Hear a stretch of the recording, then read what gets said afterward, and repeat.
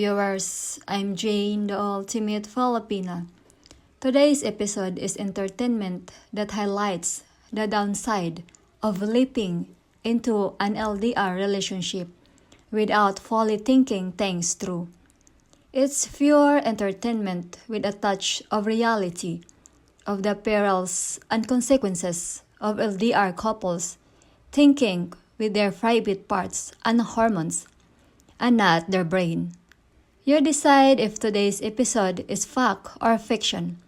Just remember, if it's related to a relationship with a Filipina, the sky is the limit.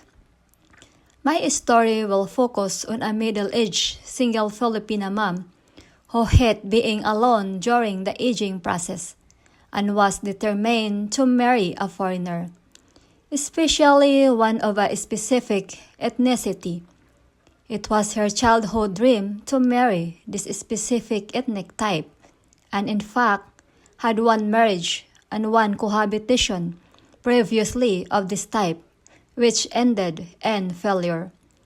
Her child was from a foreigner, but had graduated high school and was leaving home for independence purposes. This puts the Filipina in a state of emergency to find a permanent companion or husband. To shorten the story, she met her possible husband online, and 3 months later, he was in the Philippines and between her legs. He stayed a few weeks, returned to his home country, and returned 3 months later with an engagement ring and a plan of endearment. Thus, she was engaged to marry and move to his home country and live happily ever after 6 months' time. Unfortunately, in the rush to intimacy and marriage, they never discussed a plan B if plan A failed. The foreigner's home country immigration denied her visa because the relationship had no validity. In other words, they saw through the spontaneous relationship and red flag their application. Once red flag, any visa application tendered will receive additional scrutiny. He can't retire and move to the Philippines because he is ineligible to retire until 2030. Meanwhile, her child has moved out of the house and she recently turned 45 years old. Their engagement is basically limited to his twice annual visits and sexual escapades throughout the Philippines. He does not want to marry here in the Philippines, so the visa wait continues.